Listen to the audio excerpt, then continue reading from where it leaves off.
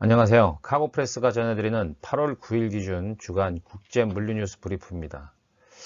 지난주는 코로나19 상황이 좀 확산됐고요. 그래서 저희가 재택근무도 좀 많았고, 그리고 이제 여름철 휴가 시즌이기 때문에 주간 뉴스 브리프를 업로드하지 못했습니다. 독자 여러분의 양해 말씀을 부탁드립니다. 먼저 첫 번째 소식은 아야타가 2020년 세계 항공화물 수송 실적을 발표했습니다.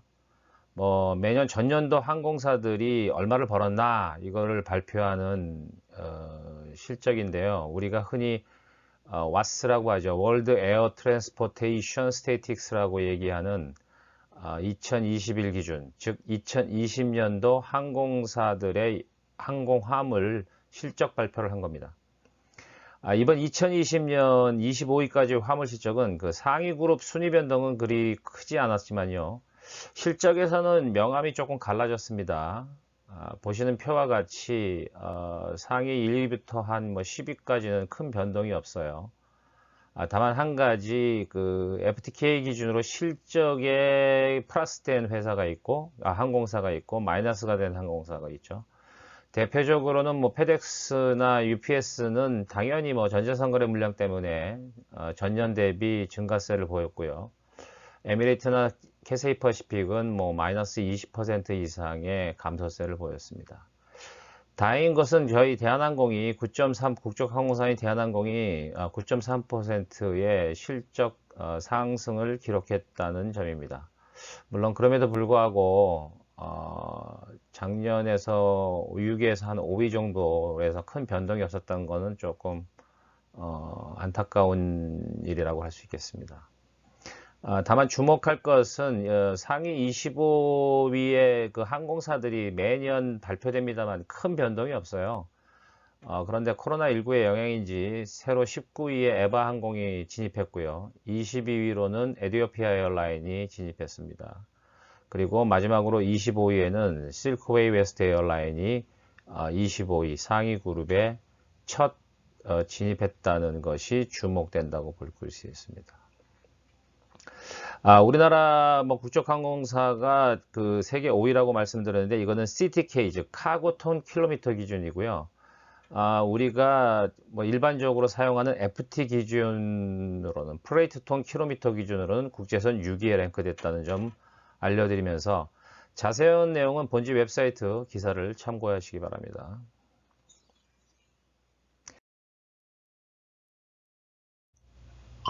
다음은 아이아타가 또 상반기 글로벌 항공화물 시적 분석을 위한 미디어데이에서 실적 발표를 했어요. 전 세계 항공화물 수요가 코로나19 이전 수준보다 이미 수요 기준으로 이제 8%가 더 올라갔다는 상황인 거죠. 지난 1분기 때 코로나 이전과 비슷해졌다라고 했는데 2분기를 지나서 상반기를 다 합친 실적을 보니까 코로나 이전보다 8%가 더 늘었다 이렇게 분석이 된 겁니다. 이에 따라서 아야타는 2017년이죠. 17년 이후 세계 항공화물 시장이 가장 강력한 실적을 보인 것이라고 말했습니다. 이번 미디어데이에서 아야타 분석가는 여객과 달리 항공화물 시장은 경제 회복과 맞물리면서 강세를 보이고 있는데 이미 시장에서 인지하고 있는 것처럼 공급망의 테두리 안에서 돌아가는 기업들이 PMI 등 각종 지표가 아주 낮은 수준이다. 수요 회복세가 생산 회복 속도를 능가하는 현 상황에서 항공사들의 일드는 앞으로도 더욱 높아질 것으로 본다라고 말했습니다. 이 말을 간단하게 분석해 보면 여전히 수요가 늘고 공급은 부족하기 때문에 연말 성수기까지도 항공화물은 좋아질 거다 이렇게 본다는 거죠. 또한 아야타는 여객 수요 대 화물 수요 동향 그래프도 공개했어요. 여객 수요도 상황이 많이 개선되는 추세를 보이고 있지만 하반기 시장도 역시 화물 실적은 대단히 낙관적인 매출을 주도할 것이라고 말했습니다. 결론적으로 항공화물 시장은 기본적인 경제 상황의 회복세와 상대적으로 유리한 공급망 시장에서 역학관계로 인해서 이제 항공화물에 대한 하주들의 지지도라고 얘기하죠. 즉 선호도가 상당 기간 더 이어질 것이라고 아야타는 보고 있는 거예요. 특히 아시다시피 컨테이너 운송에 비해서 최근 항공화물이 비용 경쟁력까지도 생기기 시작했고요. 또한 운송 신뢰도라죠. 즉 트랜짓 타임을 잘 지켜준다는 거죠. 이런 점에서 크게 향상됐기 때문에 하주들이 성수기에 항공화물 시장으로 더 많이 몰릴 것이다. 이런 분석인 겁니다. 하지만 그 성수기 항공화물에 대한 시장의 기대는 우려와 함께 지금 공존하고 있는 상황입니다. 확실치 않다는 얘기죠.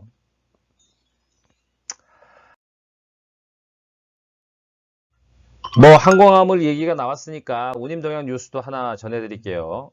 중국발 항공화물 운임이 코로나19 재확산으로 중국 정부를 긴장시키는 가운데 최근 난징공항이 코로나19로 폐쇄되면서 급격하게 상승하고 있다는 소식입니다. 이미 우리나라도 마찬가지입니다만 그 델타 변이의 전파 속도가 재확산 속도가 대단히 높다는 거죠.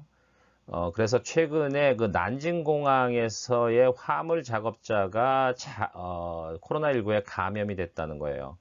그런데 문제는 이 작업자가 상하이 푸동공항의 화물 작업자와 연계된 것으로 알려지면서 중국 당국이 그 항공기하고 화물터미널 관련된 승무원과 작업자 등을 격리하는 등 새로운 추가적인 격리 조치가 내려질 가능성이 대단히 높다라고 현지에서는 우려하고 있습니다.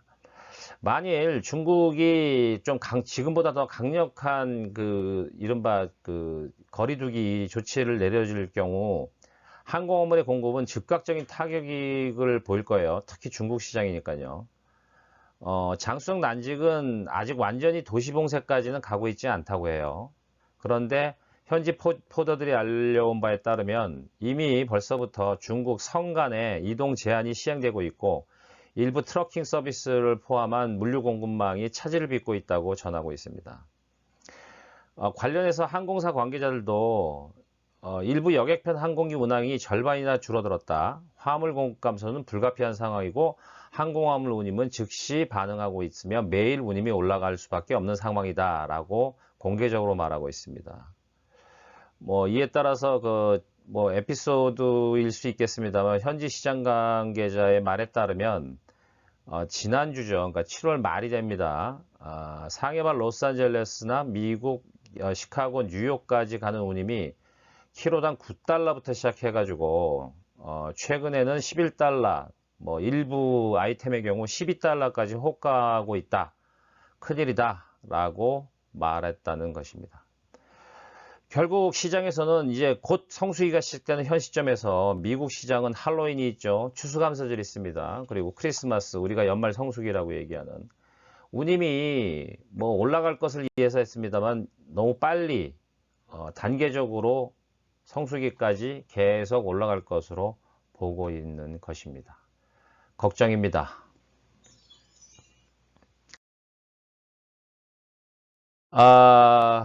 마지막 그 메인 뉴스는 코로나19 재확산 얘기가 계속 나오고 있죠. 그래서 글로벌 공급망 마비가 아주 심각한 수준에 일 것으로 보는 분석 기사가 나왔어요.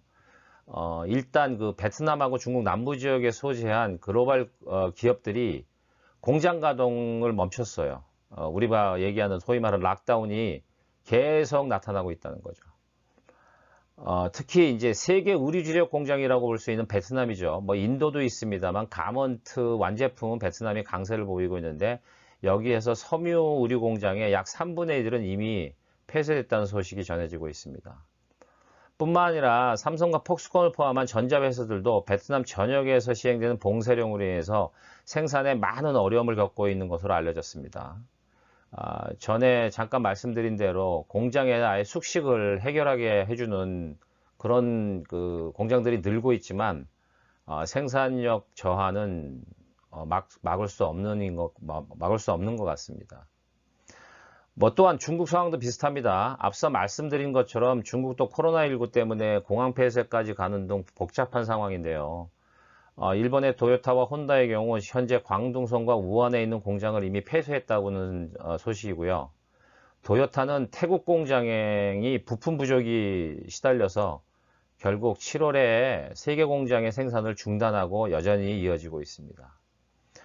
혼다는 코로나19 확산뿐만 아니라 아시아를 중심으로 한 전 세계적인 칩 부족의 영향이 판매량의 전망을 하향 조정했다고 밝힐 정도로 잠시 자동차용 반도체 칩의 수요 공급이 잘 돌아가나 싶습니다만 이번 재확산으로 해서 다시 악화되는 상황으로 이어질 것으로 보고 있습니다.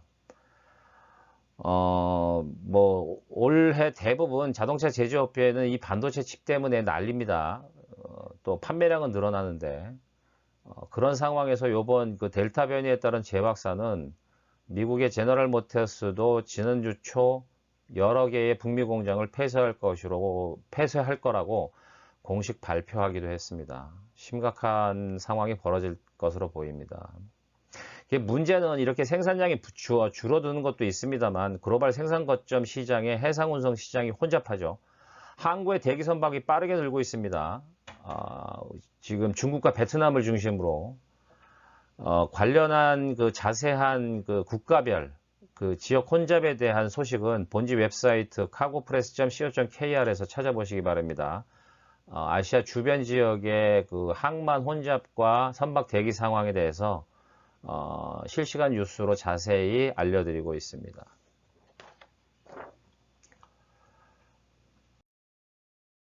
단신입니다. 대한항공이 지난 1일 그 화물 전용 여객기 1만 회를 운항했다고 보도자료를 발표했어요. 작년이죠. 3월 인천 호치민 노선을 시작으로 화물 전용 여객기를 운항한 지 1년 5개월 만의 일입니다. 뭐 아시겠습니다만 화물 전용 여객기는 여객기를 뭐 개조하거나 뭐 좌석을 뭐 일부 고쳐가지고 거기다 화물을 실는 방식이죠. 그동안 대한항공은 북미, 유럽, 동남아시아, 중국, 일본 등 전 세계 65개 노선에 이 같은 그 화물 전용 여객기를 운항해 왔으며 세계 각지로 이 항공기를 통해 수송한 물량은 40만 톤에 달한다고 말했습니다. 이는 1회 왕복 기준 40톤, 편도 기준은 한 20톤씩 수송한 셈이라고 보도자료에서 나와 있네요. 다음은 조금 재미있는 뉴스인데요. 사진을 보여드리지 못해서 좀 안타깝습니다. 인터넷에 좀 찾아보셔도 될 것 같아요. DHL 익스프레스가 완전히 전기로만 작동하는 친환경 화물 전용기 12대를 주문했다는 소식입니다. 이번 전기 화물기는 그 미국 시애틀의 에비에이션이 개발한 것으로 늦어도 오늘 2024년까지 모두 인도된다고 알려지고 있는데요. 회사에서는 이번 그 전기로 작동되는 그 화물 전용기를 알리스라고 명명했고요. 조종사는 한 명만 탑승하고 운항거리가 최소 한 184kg이랍니다. 킬로미터라고 하네요. 편당 그 화물 공급은 한 1.2톤, 2,600파운드라고 얘기하니까요. 화물을 실도록 설계됐습니다. 뭐 당연히 DHL이 구매하기로 했으니까 전자상거래 물량을 위한 것이라고 볼 수 있습니다. 이제 뭐 전기차 시대와 함께 전기 항공기 시대가 열릴 것으로 보입니다. 다음은 홍콩을 허브로 하고 있는 캐세이 퍼시픽 카고가 미국 피츠버그 공항 PIT로 주 2회 화물용 여객기 운항을 재개했다는 소식입니다. 뭐 여객기 운항, 즉 화물기가 뭐 재개됐다는 게 큰 뉴스가 아닐 수도 있겠습니다만 주목할 점은 지난 8월 1일부터 그 화물을 위해 개조된 777-302R 여객기를 투입하고 있는 CX는 이번 피츠버그 운항편에 실리는 화물들이 의류산업을 위한 전용 공급을 제공하기 위한 것이다. 이렇게 발표했습니다.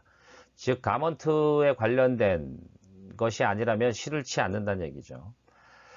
해서 현지 소식 등이 알려진 바에 따르면 CX는 그 유니크 로지스틱이라는 그 포딩과 협력해서 베트남 하노이에서 출발하는 가먼트 수요를 홍콩으로 끌고 와가지고 거기서 논스톱으로 피츠버그까지 보내는 이런 서비스 루트를 개발한 것이라고 하네요. 뭐 사실상 차터기의 형태로 운영하는 것이라고 볼 수도 있겠습니다.